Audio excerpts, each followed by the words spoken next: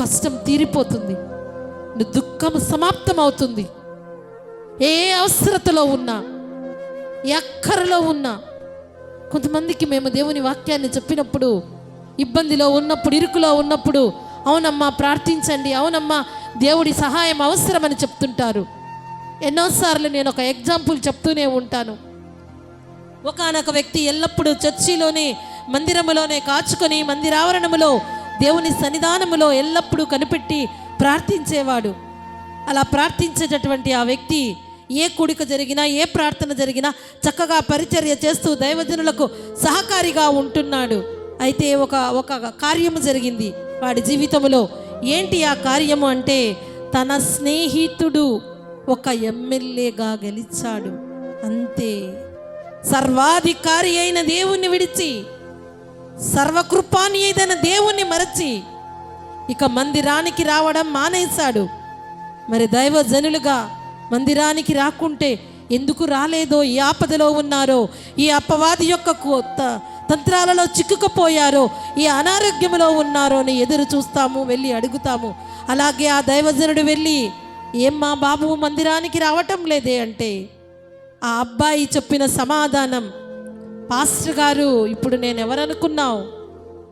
మందిరములో ఖాళీగా కూర్చొని పరిచర్య చేయుటకు నాకిక సమయం లేదు.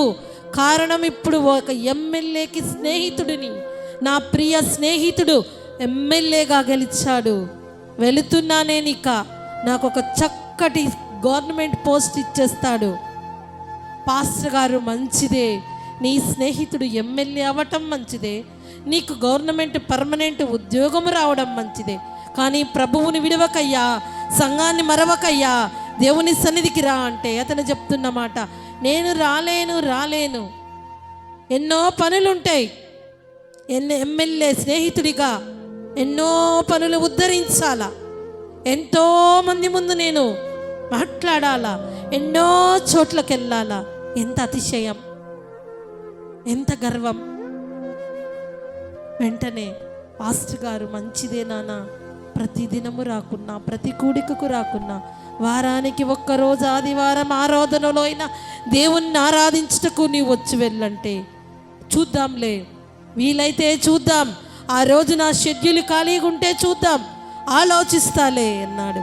పాస్టర్ గారు ప్రార్థన చేస్తానా అంటే, ఇక నాకు ప్రార్థన చేయవలసిన అవసరం లేదు, నాకు నీ ప్రార్థనతో పనే లేదు. ఎన్నో సంవత్సరములుగా ప్రార్థన చేసుకునేవాడు, ప్రార్థించమని కోరేవాడు. ఎందుకంటే నీవు ప్రార్థన చేయకున్నా నా ఫ్రెండ్ ఎమ్మెల్యే కాబట్టి నాకు ఉద్యోగం గ్యారెంటీ. మళ్ళీ నీ ప్రార్థన వల్ల నాకు ఉద్యోగము వచ్చిందని నీవు అనుకుంటావేమో, సంఘములో ఎవరైనా అనుకుంటారేమో. నీ ప్రార్థన అవసరం లేదు, నీవు ప్రార్థించే వరకు నీ ముందు నిలబడుకునే టైం నాకు లేదు, నేను బయలుదేరాలి, నీవు బయలుదేరి వెళ్ళిపో అని చెప్పాడు.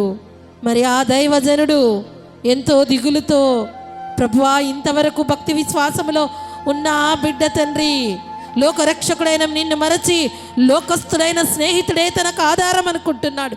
నీ చోటును మరచారు, నీ చాటును విడిచాడు, మందిరాన్ని మరచాడు, దైవజనుల ప్రార్థన అవసరమే లేదు, నాకు తెలుసు అని అతిశయించబడుతున్నాడు. తండ్రి క్షమించుమయ్యా, ఆ బిడ్డను నీ సన్నిధికి నడిపించుమయ్యా అనుకుంటూ దైవజనుడు అక్కడ నుండి వెళ్ళిపోయాడు. అయితే ఆ దినం ఆదివారం మందిరము ముందు నుండే వెళుతున్నాడు, మందిరము దాటుకొనే వెళుతున్నాడు. మందిరములో పాటలు పాడుతుంటే ఒక్క నిమిషము మందిరములోనికి వచ్చి ఒక చిన్న ప్రార్థన చేసుకొని వెళ్ళొచ్చు కదా. దైవజనుడు ఇలాగే నిలబడి మరి చూస్తున్నాడు.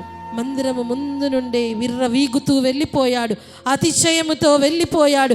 నిజ దేవుడు, జ్యోతిర్మయుడు, లోకరక్షకుడైన దేవుని కంటే అధికారములో ఉన్న స్నేహితుడే గొప్పవాడని ఇతను వెళ్ళే లోపల ఈ దైవజనుడు ఏం శపించడండి, ఈ దైవజనుడు ఏమీ కోరుకోరు. ప్రభువా సర్వాధికారివైన నిన్ను విడిచాడే, మీ సన్నిధిలో ప్రసన్నత అనుభవించే కృపా బిడ్డకు దయచేయమని మనస్సులో వేడుకుంటున్నాడు.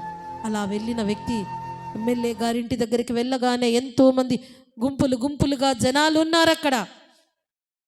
ఆ పరిస్థితుల్లో మంచిగా ఎమ్మెల్యేగా గెలిచాడు కాబట్టి అందరూ చూడ్డానికి వచ్చారనుకుంటూ నేను నా ఎమ్మెల్యే గారికి ప్రియమైన స్నేహితుడిని అనుకుంటూ చక్కగా వెళ్ళిపోయి దగ్గరికి వెళ్ళాడు.